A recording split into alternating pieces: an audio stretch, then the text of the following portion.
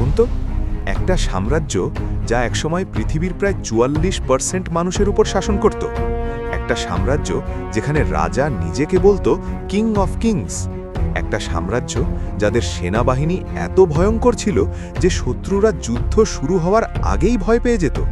কিন্তু সবচেয়ে অবাক করার বিষয় হলো, তারা প্রথম হিউম্যান রাইটস চার্টার তৈরি করেছিল, তারা প্রথম ইন্টারন্যাশনাল পোস্টাল সিস্টেম বানিয়েছিল, তারা এমন প্রযুক্তি বানিয়েছিল যাতে মরুভূমিতেও বরফ সংরক্ষণ করা যেত। এটাই ছিল পার্সিয়ান সাম্রাজ্য।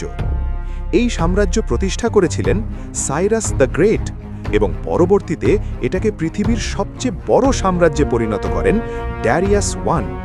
কিন্তু প্রশ্ন হলো, কিভাবে এই সাম্রাজ্য এত শক্তিশালী হয়ে উঠল? কেন অনেক ইতিহাসবিদ এটাকে প্রায় অজেয় সাম্রাজ্য বলে? আর কে সেই মানুষ যিনি শেষ পর্যন্ত এই বিশাল সাম্রাজ্যকে ধ্বংস করে দেন?